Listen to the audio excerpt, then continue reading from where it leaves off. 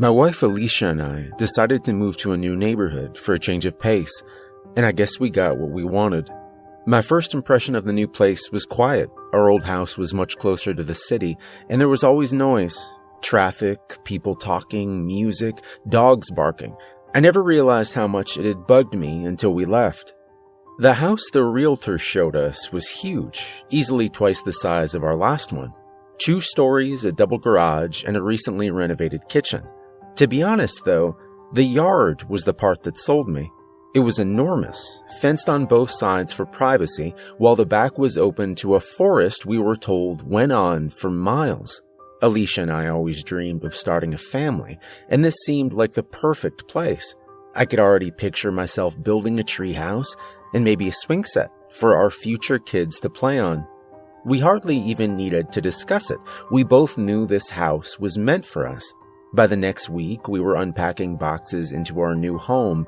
It felt like a dream come true. One by one, our new neighbors came by to welcome us and drop off food or gifts. They were all so much friendlier than the standoffish loners and drunk college kids that we'd lived near before, and we were ecstatic. Everything seemed so perfect, and then it started to get weird. The last visitor came by while we were in the middle of eating one of the delicious casseroles that had been so kindly dropped off earlier. She was a short, round woman who introduced herself as Marjorie with a strong southern accent. Our conversation started off nice enough. She asked about us and how we were settling in. She sort of reminded me of my own mother, who lived across the country. We were all laughing at one of the many jokes she'd cracked, when she leaned in close, with an out-of-place, conspiratorial look on her face. "Y'all aren't planning on getting any pets, were you?" I shook my head. "Good. You'd better not." Alicia gave a nervous smile, unsettled just as I was by the sudden change in tone. "Why not?" Marge looked around, as though checking for eavesdroppers, which I found ridiculous. "You haven't noticed how quiet it is?" She dropped her voice low, and there was a quiet urgency to it that made me nervous. I shrugged in response, and Marge suddenly locked eyes with me. There was a mad light in her eyes that made me feel like maybe Marge wasn't all there. "Listen, bad things happen round here to pets. Any animals, really." I tried for a chuckle to diffuse the sudden tension, but it fell flat. Marge's gaze sharpened. "It isn't funny, boy. You seen any squirrels here? Birds?" I hadn't. It wasn't unusual. I didn't really pay much attention to the wildlife, but even as I listened, the woods outside were silent. No birds sang in the trees, and I couldn't even hear any crickets chirping, which was definitely not normal on a summer night this warm. "He doesn't like the animals," Marge said absently. "What?" Alicia asked, shaking her head. "What the hell are you talking about, Marge?" I could see Alicia's discomfort and the curl of her shoulders and the shakiness of her voice. Suddenly, I'd had enough of this strange woman coming into my house and scaring us with her paranoia. "Thanks for coming by, Marjorie, but I think we'd better get back to our dinner." I made to usher her out the door, but she threw up her hands. "Wait! Wait!" She looked frantically between us. "Please, just let me speak. Just 2 minutes." I frowned, but didn't move to stop her as she continued talking. "Haven't you seen the crime rate round here?" I shook my head, but Alicia nodded. "It's almost 0, isn't it?" Marge nodded. "This is one of the safest neighborhoods in the country. We're safe here because he protects us." I felt a shiver run down my spine, whether it was caused by the topic of discussion or the dropping temperatures outside, I couldn't say. "Who, Marge?" Alicia asked, her voice almost a whisper. He doesn't have a name, no." Marge's words were quick, and she stumbled as she spoke. "We call him the Guardian, if we call him anything at all."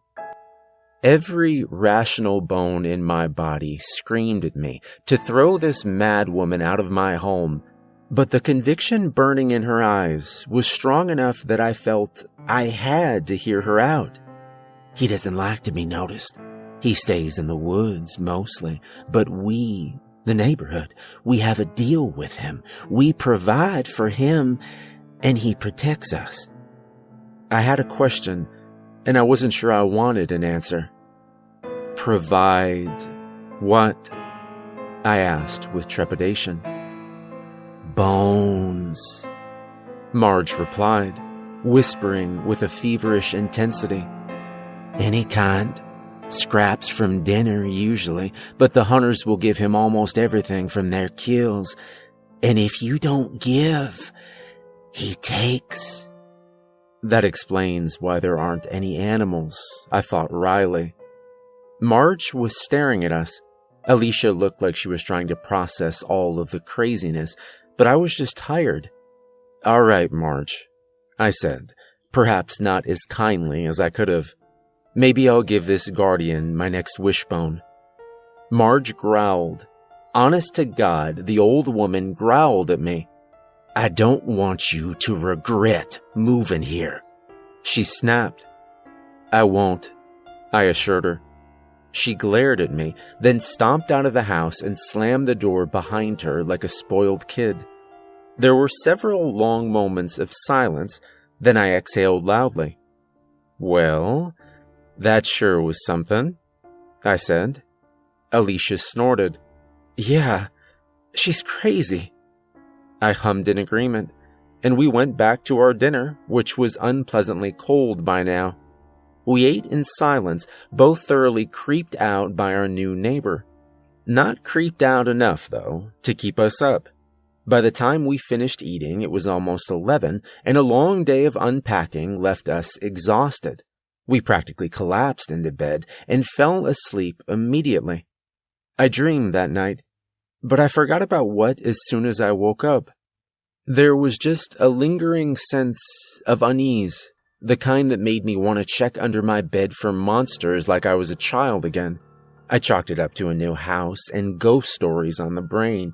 It didn't mean anything. The next day went the same as the one before.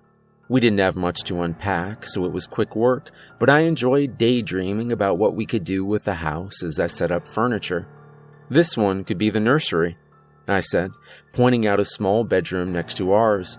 Alicia grinned at me. I was overjoyed by the new house and all the possibilities that came with it, but throughout the day, I couldn't shake a vague sense of fear.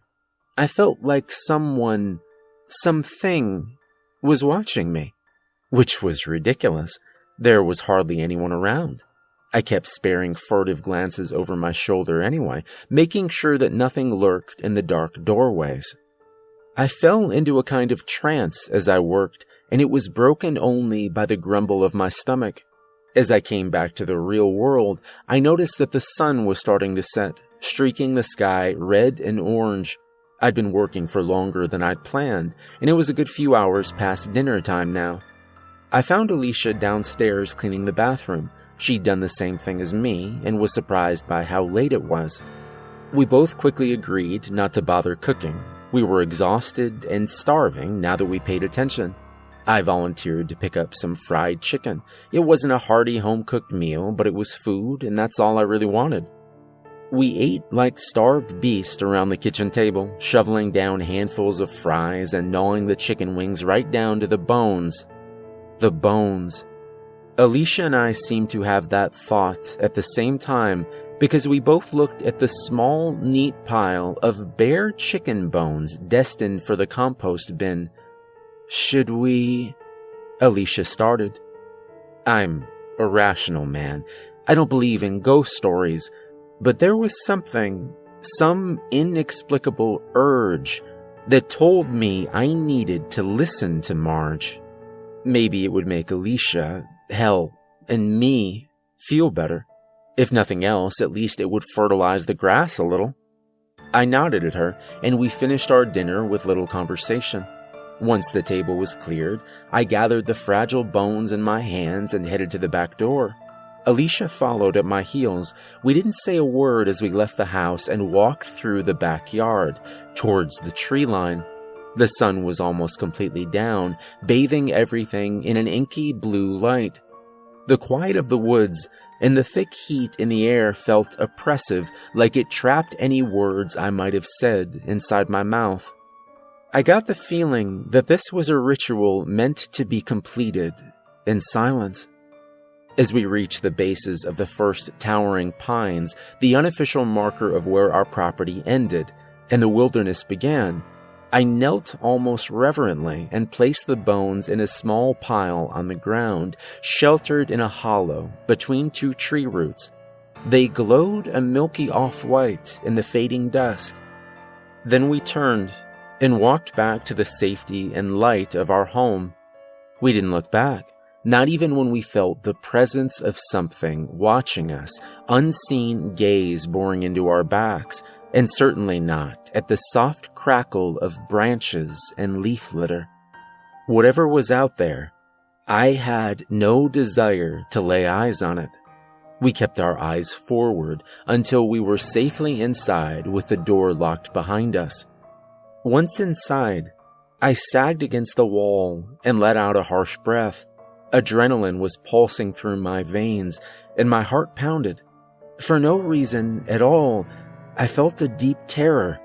I was a grown man, reduced almost to hysterics by a spooky story and some broken branches. From the looks of it, Alicia felt the same way. "What the hell was that?" Alicia panted. I just shook my head. I didn't know, and I didn't want to find out. We slept better that night, strangely, and the next day the weird paranoia I'd been feeling had disappeared. I didn't want to believe that it was related to Marge's story, but I couldn't help seeing the connection. An uneasy feeling when we didn't provide any bones, which vanished as soon as we did. Alicia and I settled into a routine after a little while. We left Bones out a couple times a week, and while they were always gone by morning, we never saw or heard anything unusual. Honestly, there was no proof at all that anything lurked out in those woods other than the feeling of being watched that I got whenever I went near the forest. It was entirely possible that we were just paranoid idiots being pranked by our neighbors. Well, until last night. The day had been perfectly normal. Alicia and I both started our new jobs by this point, and after work we'd made ourselves some damn good ribs on the barbecue. Once we finished eating, we dropped the bones off at the tree line, a process which was a lot less terrifying now than it used to be. We fell asleep a few hours later. I woke up to a horrible noise. To my tired brain, it sounded like the world was ending. Then it came again, a few seconds later, and I was able to place it as an animal screeching. I sighed and got up to close the window, knowing that I probably wouldn't get much more sleep. Then something much larger than a typical woodland creature slammed into the side of the house, rattling the windows, and my heart stopped in my chest. "David?" Alicia asked sleepily from behind me. "What the hell was that?" I didn't answer, just crept towards the open window. Something screamed again, high and loud and terrifyingly close. I wasn't sure I wanted to see what was out there. I heard another scream, this one unmistakably human and in pain. "I'm calling 911, Alicia whispered into the gloom. I grabbed the edge of the windowsill and slowly, carefully moved so I could see out the window. I immediately wished I hadn't. The first thing I noticed was a man's face, not even 2 feet from my own, which is unnerving to see from the second story. He was dangling from a piece of vinyl siding, his face contorted in pain.